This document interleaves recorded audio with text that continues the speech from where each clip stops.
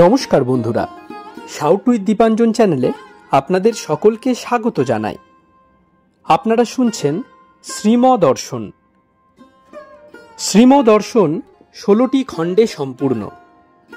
ভগবান শ্রীরামকৃষ্ণদেবের অপার অনুগ্রহে এই গ্রন্থের প্রথম ভাগের প্রথম সংস্করণ 1366 বঙ্গাব্দে ও ইংরেজির 1960 খ্রিস্টাব্দে প্রকাশিত হইয়াছিল। তদবধি ভক্তগণের চাহিদাতেই একের পর এক সংস্করণ প্রকাশ করা সম্ভব হইতেছে।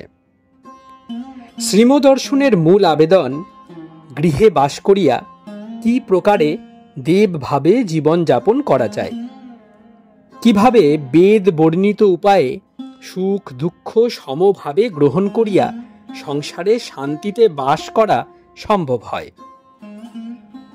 এই পুস্তকে আছে পরমহংসদেবের ও মায়ের কিছু নূতন কথা, আর স্বামীজি প্রমুখ অন্তরঙ্গ সন্তানদের কথা, আর আছে কথামৃতকার দ্বারা কথামৃতর ব্যাখ্যা এবং শ্রীরামকৃষ্ণ জীবনালোকে উপনিষদ, গীতা, ভাগবত, পুরাণ, বাইবেল আদি শাস্ত্রের আলোচনা।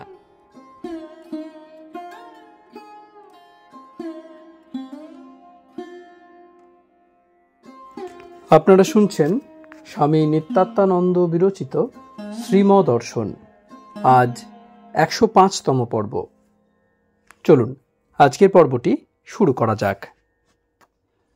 মায়ের সেবক স্বামী অরূপানন্দ গৃহে প্রবেশ করিলেন। প্রণাম করিয়া উপবেশন করিলেন। সকলে মেঝেতে মাদুরে বসা। অরূপানন্দজির হাতে একখানা খাতা। শ্রীমকে বলিলেন, মায়ের কথা সংকলন হয়েছে, এবার বাহির হবে, তাই আপনাকে একবার শোনাতে এলাম। পরমানন্দে ভক্ত সঙ্গে শ্রীম শুনিতে লাগিলেন। শুনিতে শুনিতে বাহ্য জ্ঞান শূন্য হইতেছেন। মুখে কোনো কথা নাই, ছবির মতো বসিয়া যেন সকলে মধু পান করিতেছেন। রাত্রি 10টায় আজকের মতো পাঠ শেষ হইল। শ্রীম যেন স্বপ্নোত্থিতের ন্যায় বলিতেছেন, রাসবিহারী, তুমি আজ কি অমৃতই পান করালে। 3 মটন স্কুল, 4 তলায় শ্রীমর ঘর। এখন অপরাহ্ন 3টে। শ্রীম অন্তেবাসীকে বলিতেছেন, আজ রামমোহন রায় লাইব্রেরিতে রাঁচির ব্রহ্মচর্য বিদ্যালয়ের সৎসঙ্গ সভা হবে, একবার দেখে আসুন, সাধুরা আসবেন। আজ 25শে সেপ্টেম্বর 1923 খ্রিস্টাব্দ, 4ঠা আশ্বিন 1330 সাল, মঙ্গলবার। অন্তেবাসী রাঁচির ব্রহ্মচর্য আশ্রমের বাৎসরিক উৎসব দেখিয়া আসিয়াছেন। দীর্ঘকেশ, পীত বস্ত্র পরিহিত বিদ্যার্থীগণ অধ্যক্ষ সত্যানন্দগিরি প্রমুখ সাধুগণের সহিত আসিয়াছেন। সৎসঙ্গের আচার্য বৃদ্ধ সাধু যুক্তেশ্বর গিরিজিও উপস্থিত আছেন। কলিকাতার অনেক বিশিষ্ট ব্যক্তিগণ উপস্থিত। প্রাচীন ভারতের শিক্ষা প্রণালী নূতন ছাঁচে গঠন প্রয়োজন। ভারতের অধ্যাত্ম ভিত্তির উপর নবীন শিক্ষাসৌধ গঠন করিতে হইবে। প্রতীচীর নিকট হইতেও জড় বিজ্ঞানাদি আহরণ করিতে হইবে, কিন্তু মনে রাখিতে হইবে ভিত্তি হইবে অধ্যাত্ম জ্ঞানের। লৌকিক জ্ঞান দরকার কেন? অভ্যুদয়ের জন্য, কিন্তু নিঃশ্রেয়স চরম উদ্দেশ্য মোক্ষ লাভ। ধর্ম, অর্থ, কাম অভ্যুদয়ের সহায়, তাই জাগতিক জ্ঞান আবশ্যক। এই জ্ঞান স্কুল কলেজে লাভ করিতে হইবে। উদ্দেশ্য রাখিয়া চোখের সম্মুখে আত্মজ্ঞান বা ব্রহ্মজ্ঞান লাভ। সভায় এই সব কথার আলোচনা হয়। এখন সন্ধ্যা 6:30। শ্রীম 4 তলার ছাদে বসিয়া আছেন চেয়ারে। পাশে জোড়া বেঞ্চিতে একজন সাধু বসিয়া আছেন, তাহার সহিত কথাবার্তা হইতেছে। অন্তেবাসী সভা হইতে ফিরিয়া আসিয়া পাশে বসিয়া কথোপকথন শুনিতেছেন। চৈতন্যদেবের কথা উঠিল। তাহার নামে বহু সম্প্রদায় হইয়াছে, এই সব কথা। সাধু শ্রীমর প্রতি, ওদের অর্থাৎ বৈষ্ণবদের নিষ্ঠা ভক্তি, কিন্তু পরমহংসদেব বলেছেন সব পথেই তাঁকে পাওয়া যায়। শ্রীম, হ্যাঁ, যে সময়ের যা দরকার, ঈশ্বরের ইচ্ছাতেই সব হচ্ছে। যখন যা দরকার তিনি করেন। এই যুগের যা দরকার তাই করেছেন পরমহংসদেব, এতে আমাদের হাত দেওয়া চলবে না। নানা সম্প্রদায় হবেই, সেক্টস আর ইনএভিটেবল। মানুষের মন ভিন্ন ভিন্ন, তাই ভিন্ন ভিন্ন পথ। তার জন্যই ভিন্ন ভিন্ন সম্প্রদায় সৃষ্টি। মানুষ কিছু করে নাই। বাইরের দিক দিয়ে দেখলে মনে হয় অমুকে অমুক সম্প্রদায় করেছেন, বস্তুত তা নয়, সবের কর্তা ঈশ্বর। অপরকে দেখে নাক সিটকালে চলবে না। আপন আপন পথ দিয়ে সকলে একই গন্তব্যস্থলে পৌঁছাচ্ছে। তুমি তোমার পথ বেছে নাও, তা ধরে চলতে থাকো, অপরে অপর পথে চলুক। এখন সকল মানুষ সকলকে জানতে আরম্ভ করেছে। বিজ্ঞানের প্রভাবে যাতায়াত বেড়ে গেছে। সকল দেশের খবর সকলে পাচ্ছে। এ সময় স্বতন্ত্র থাকা চলে না। তাই ঠাকুর সকল মানুষের সম্মিলন সাধন করে গেছেন গোড়ায় আত্মায়। সকলেই অমৃতের সন্তান, অমৃতস্য পুত্রা, একটি নূতন করে জগতে লোকের সামনে ধরে রেখে গেছেন। নরনারায়ণের পূজা তাই তিনি করে গেছেন। আর বিভিন্ন ধর্মমতগুলির সাধন করে সব পথে একই ঈশ্বরে পৌঁছে বলেছেন মত পথ। একদিকে সর্বধর্মের সমন্বয়, সঙ্গে সঙ্গে মানুষেরও সমন্বয় নারায়ণে এই মহাকার্যটি করে গেছেন পরমহংসদেব জগতের কল্যাণের জন্য। সহাস্যে সাগরে দল অর্থাৎ আগাছা নাই, দল হয় গিরে ডোবাই, ঠাকুর বলতেন। দেখুন না, বৈষ্ণব সমাজে কত দল হয়েছে এখন।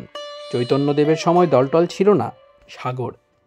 পরমহংসদেবের কাছেও দল ছিল না, সকল দলের সম্মিলন ভূমি ছিলেন তিনি। সাধুটি মিষ্টিমুখ করিয়া বিদায় লইলেন। তাহার নাম দ্বারকা দাস বাবাজি। ইনি গৌড়ীয় বৈষ্ণব সম্প্রদায়ভুক্ত। পূর্বে ইনি শ্রীমর স্কুলে শিক্ষকতা করিতেন। 7:30টায় শ্রীম দোতলায় নামিয়া আসিলেন। আজ ভক্ত সভা বসিয়া আছে পশ্চিমের বড় ঘরে। ভক্তগণ অনেকে আসিয়াছেন। বড়জিতেন, শুক্লাল, মনোরঞ্জন, অমৃত, ডাক্তার, বিনয়, সুধীর, ছোট নলিনী, যোগেন, জগবন্ধু প্রভৃতি। শ্রীম ভক্ত সঙ্গে বসিয়া সৎসঙ্গ সভার বিবরণ সব অন্তেবাসীর নিকট শুনিলেন। অধ্যাত্মবিদ্যাকে পুরোভাগে রাখিয়া লৌকিক বিদ্যালাভ করিতে হইবে ইত্যাদি ধ্যানস্থ হইয়া এসব কথা শুনিতেছেন। শোনা শেষ হইলে কিছুকাল মৌন হইয়া রহিলেন। ভক্তগণ ভাবিতেছেন এই সকল কথার সমালোচনা হইবে, কিন্তু শ্রীম তাহা না করিয়া ভক্তগণের মনকে হাতে ধরিয়া যেন নিম্নবুদ্ধির ভূমি হইতে উঠাইয়া উপরে মহাকারণে লইয়া গেলেন আদ্যা শক্তিতে, যেখান হইতে জগৎ আসিয়াছে। বিভোর হইয়া শ্রীম গাহিতেছেন মায়ের মহিমা। গান। অন্তরে জাগিছ গো মা অন্তর্যামিনী, কোলে করে আছো মোরে দিবস রজনী। অধম সুতের প্রতি কেন এত স্নেহপ্রীতি, প্রেমে আহা একেবারে যেন পাগলিনী। কখনো আদর করি, কখনো সবলে ধরি, পিয়াও অমৃত শোনাও মধুর কাহিনী। নিরবধি অবিচারে কত ভালোবাসো মোরে, উদ্ধারিছ বারে বারে পতিতোদ্ধারিণী।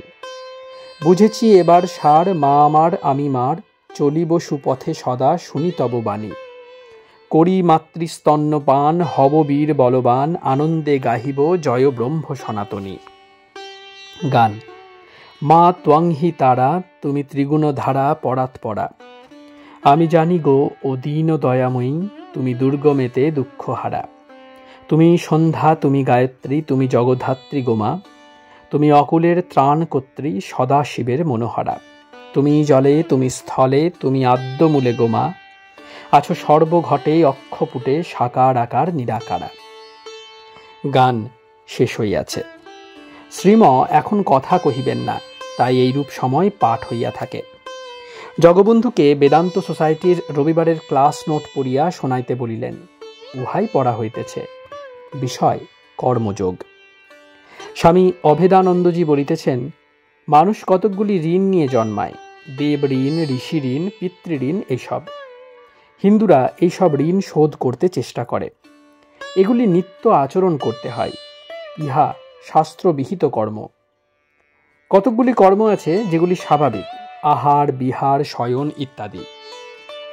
কি বিহিত কি স্বাভাবিক, সকল কর্মের ফল অবশ্যম্ভাবী, আর ফলেতেই বন্ধন, তাতেই জন্ম মরণ, তাতেই দুঃখ কষ্ট শোক তাপ। জীবের হাত থেকে মুক্ত হতে চায়, সে অন্ধের মতো চেষ্টা করে, কিন্তু ঠিক পথ জানে না। বেদান্ত 4টি পথের আবিষ্কার করেছেন: জ্ঞানপথ, যোগপথ, ভক্তিপথ ও কর্মপথ। কর্মযোগ বা কর্মপথেরই আলোচনা আজ হইবে। যে কোনো কর্ম করে ফল ঈশ্বরে সমর্পণ করার নামই কর্মযোগ। কর্ম দ্বারা ঈশ্বরের সঙ্গে যোগ হওয়া। যা সব করা যায় তা সব তাঁর জন্য করা হচ্ছে, এ ভাবলে আর বন্ধন হয় না, কর্মযোগ হয়। জীবন ধারণের জন্য নিত্য যা করা যায়, রান্না, খাওয়া, ঘর ধোয়া, বাসন মাজা, এইসব সামান্য কাজও তাঁর জন্য করা হচ্ছে, এইরূপ ভাবতে পারলেই কর্মযোগ হয়। আর কোনো জীবকে ঘৃণা করবে না। ঘৃণার ভাব এলে মনে করবে এর ভিতর নারায়ণ আছেন। হাড়ি, ডোম এদের ঘৃণা করে তোমরা বড় হতে চাও? এ কখনো হবে না। যারা জগতে বড় হয়েছেন তারা এদের সব কোলে তুলে নিয়েছেন। বুদ্ধদেবকে দেখো, তার ধর্মে সকলেরই স্থান আছে। হাঁড়ি ডোমকেও আশ্রয় দিয়েছেন। চৈতন্যদেব আচণ্ডালে কোল দিয়েছেন। আর ঠাকুর হাড়ির বাড়ির নর্দমা নিজের মাথার চুল দিয়ে মার্জনা করেছেন, ঝাড়ু দিয়েছেন। বুদ্ধ, চৈতন্য, রামকৃষ্ণ এরা যাদের তোমরা নীচ বলো, তাদের আপন করে গেছেন। তোমরা এদের পর করে দিয়েছ। এখন এদের ওঠাও, লেখাপড়া শেখাও, ভালোবাসো। মনে করো তোমাদের ইষ্ট ওই সব রূপ ধারণ করে রয়েছেন। নারায়ণ বুদ্ধিতে করলে তারা শীঘ্র উঠে যাবে। সঙ্গে তোমরাও উঠবে, দেশ উঠবে, জগৎ উঠবে। তুমি নিজে যা পেতে চাও না, অন্যকেও তা দিও না। তুমি কি নিজে ঘৃণা, লজ্জা, দুঃখ, কষ্ট, অপমান পেতে চাও? কখনোই না। তাহলে অপরকেও এসব দিও না। মানুষকে যদি ভালোবাসতে না পারো, তাহলে কি হবে তোমার বিএ, এমএ দিয়ে? এই বিদ্যায় যথার্থ মানুষ করতে পারে না। মোরালিটির জোর না থাকলে কিছুতেই কিছু হয় না। ঈশ্বরে বিশ্বাস করে সব কাজ তাঁর, এই ভেবে সব করতে চেষ্টা করো।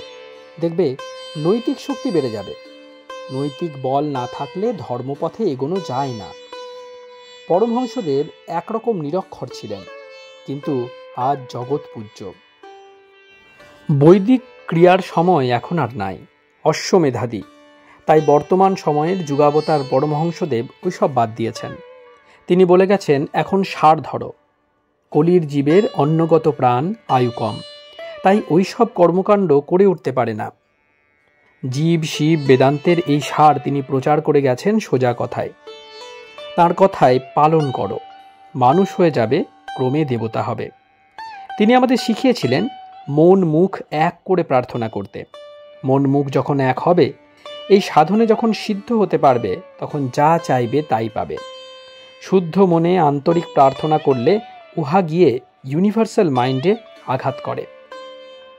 তখন সেখান থেকে রেসপন্স আসে সুফল রূপে। কর্মযোগের সিক্রেট হলো ওই গীতায় যা বলেছে, ইয়ৎ করোষি, ইয়ৎ স্নাসি, যজুহসি দদাসি, ইয়ৎ তপস্যাসি কৌন্তেয় তৎ কুরুষ্ব মদর্পণম। যখন খাবে তখন ভাবো, ক্ষুধারূপে ঈশ্বর উদরে রয়েছেন, আমি তাঁতে আহুতি দিচ্ছি। রোজ কর্মফল ভগবানে দিতে চেষ্টা করো। আর মনে রাখবে, সত্য বস্তু এক। যখন নির্গুণ তখন ব্রহ্ম বলা হয়, যখন সগুণ তখন ঈশ্বর, নারায়ণ, এই সব বলা হয়, বস্তু এক। দেখো, আমেরিকায় বেশ ছিলুম, ওখানেও তার কাজ করেছি, এখানেও তার কাজ করছি। এখানে থাকবো বলে আমি আসি নাই, কিন্তু হয়ে গেল থাকা। এই সব কাজ তাঁরই। সোর থ্রোট হয়েছিল আসার 1.5 বছর আগে সান ফ্রান্সিসকোতে। বিশেষজ্ঞ ডাক্তার বলেছেন ওয়ার্ম ক্লাইমেটে চলে যাও। আমি ভাবলুম তাহলে ইন্ডিয়াতে যাই, রোগও সারবে আর মহাত্মা গান্ধীর মুভমেন্টও দেখে আসতে পারবো। থাকবো বলে আসি নাই। এখন সকলে ধরে এনে এই কাজে নামিয়েছে। মনে করছি এ তাঁরই ইচ্ছা। ঠাকুর যেন ঘাড়ে ধরে এনে কাজ করাচ্ছেন। আমিও ভাবছি মন প্রাণ সবই যখন তাঁকে দিয়েছি, তখন তাঁরই ইচ্ছা পূর্ণ হোক। আমার মনে যে বেদান্ত সোসাইটি প্রতিষ্ঠার সংকল্প উঠেছে, তা তিনি উঠিয়েছেন। করে যাচ্ছি তার কাজ। ফলাফল তিনি জানেন। তোমরাও সব তাতে সমর্পণ করো।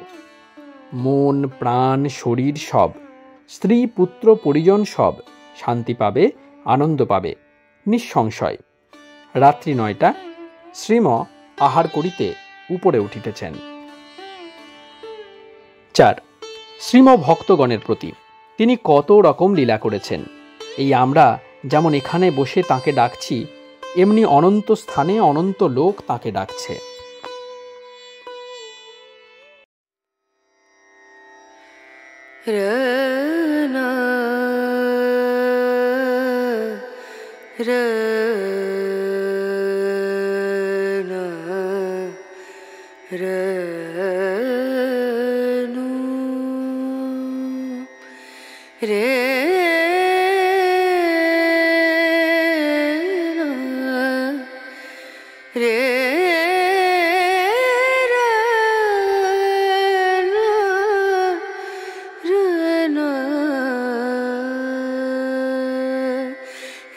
नजरिया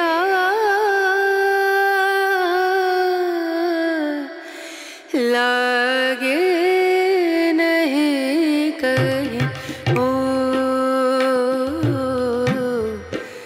नजरिया लागे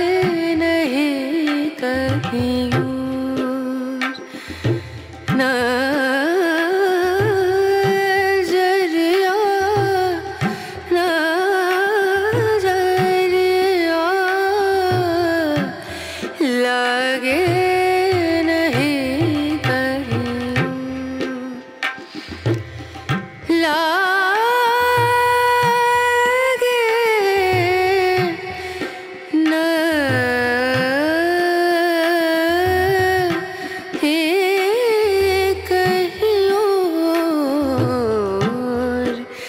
नजरिया लागे नहीं कहीं ओ नजरिया लागे नहीं कहीं नजरिया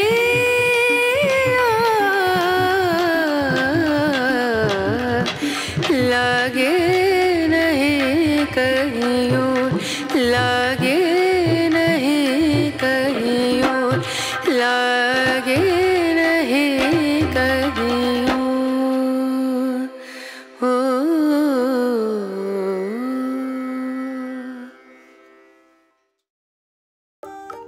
আপনারা শুনছিলেন স্বামী নিত্যাত্মানন্দ বিরচিত শ্রীমদর্শন। আজ 105তম পর্বটি আপনাদের কাছে পরিবেশন করলাম। আমাদের ভিডিওগুলি কেমন লাগছে আমাদের জানান। কোনো সাজেশন থাকলে তাও অবশ্যই জানাতে পারেন। আমাদের ভিডিওগুলি লাইক করুন, আপনাদের বন্ধুবান্ধব ও পরিবার পরিজনদের মধ্যে শেয়ার করে দিন। সাউথ উইথ দীপাঞ্জন চ্যানেলটি সাবস্ক্রাইব করুন এবং প্রতিনিয়ত বিভিন্ন আপডেট পাওয়ার জন্য বেল আইকনটি অবশ্যই প্রেস করবেন। অনেক অনেক ধন্যবাদ। নমস্কার, ভালো থাকবেন। জয় ঠাকুর, জয় মা, জয় স্বামীজি।